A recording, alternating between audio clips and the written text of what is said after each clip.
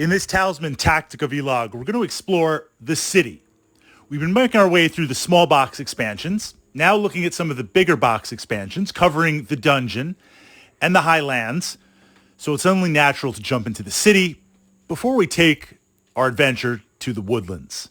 Now, the city is very interesting in that you want to utilize the shops. This idea of being able to shop for weapons, pets, potions, spells, magic items. You're going to need gold before you enter the city. Now, certainly having a mix of encounters with magic objects, ways to earn money, followers, we're going to pick those up, but that's only utilizing half of what the city has to offer. The first question is, going in, where do we get the gold? Now, if you're lucky enough to draw a character that can quickly create gold, either turning objects into gold or discovering gold, then, well, that's one opportunity. If you have a character that has the ability to easily attack other characters and you're playing with multiple characters that you can steal their gold, assuming that there's gold to steal, that's another strategy. But barring that, the two ways, of course, the main board to go around and gather gold, or if the highlands are in play. I want to dip in really, really fast, and we've covered this with regard to the highlands. There are numerous ways to get diamonds, opals, emeralds, rubies, essentially take those objects and then turn them in at the city for gold. That is one of the most efficient ways if both those expansions, the synergy is in play. But you're going to have to earn those gold. It could be through the treasure map. It could be just through finding it. Once we enter the city, the secondary aspect, of course, is the track. Unlike the other boards, you have to go through the city on a one-track way. Once you pass a space or a shop, you have to circle back around to get it. This is interesting because Talisman is a timer-based game. This is why one of the core tactics that we explored, when you lose a turn in Talisman, that's big. That adds up because every turn you need to be out advancing your character or putting yourself in a place to continue, facilitate going towards the crown of command. Losing 2, 3, 4, 5, 10 turns over the course of a game, that adds up. Naturally, of course, as cards are revealed and events happen, you want to be able to move to take advantage of certain spaces. And for the most part, you can move left or right, up or down with how you roll on the D6. Maybe you roll 2d6, maybe you select the highest. There are numerous ways to move and teleport around. But for the most part, the city, once you pass one space, you have to circle back around. In order to optimize this, if we're going to be purchasing stuff in the city, which again, that's the primary tactic of spending that gold, I don't really want to go in with 4 or 5 gold coins, pass once, purchase what I have to, leave the city, and come back, because that just adds to the cycle again and again and again. As it is with enough gold, I'm probably going to have to cycle around once or twice to hit up the shops that I want to hit up. Going in with, an ability to teleport or move fast while not necessary is going to cut that down. Now, there are 3 shops of interest that I like to focus on. The first is the most optimized, as much as things can be optimized in Talisman, because again, there's the random, the D6. We're going to embrace the random. We're going to control the random. We're going to influence the random, but the random being the random, you never really know what's going to happen. Then there's a safer way, and then there's the way for fun, the lulls, see what we can do. The first is the way of potions.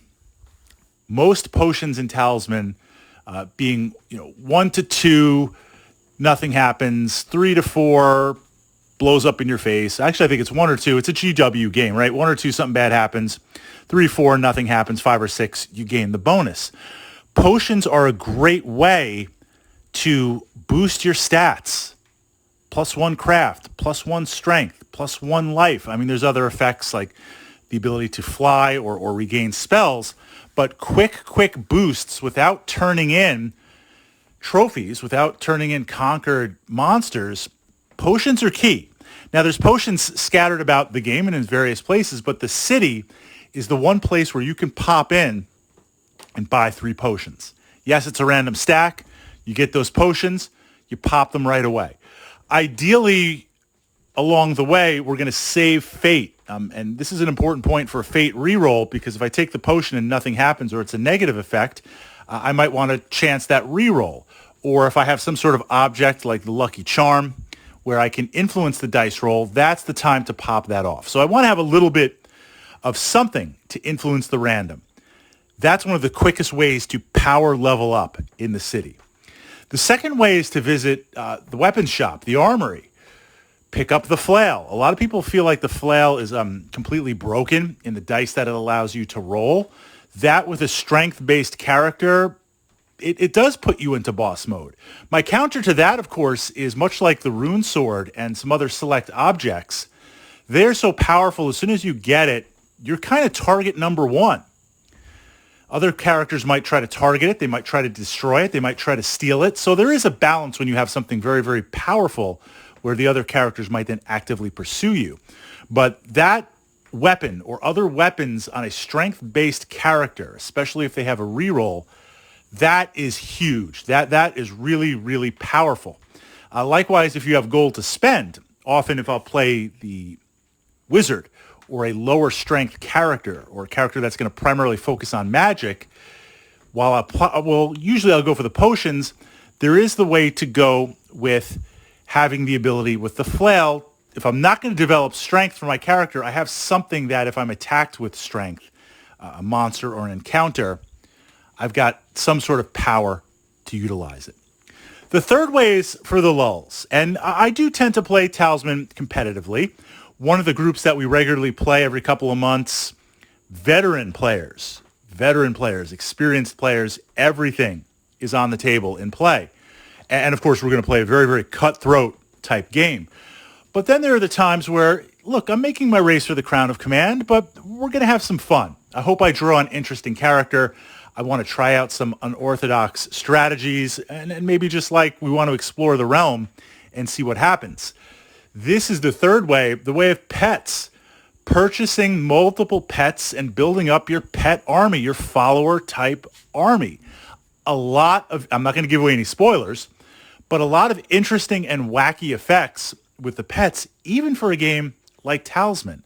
So if you have a character that can influence or utilize followers, or you want to attract multiple followers and literally build your adventuring band, to literally build your army to fight with you and give you those bonuses, things get very interesting from that perspective. But I have to say this third way is totally for the lulls. In terms of optimization of gold, and again, being a game with finite turns as we go to the Crown of Command, the turns that I spend farming or mining or acquiring gold, I want to put that to the most optimal outcome. And I would say that would be potions and that would be weapons.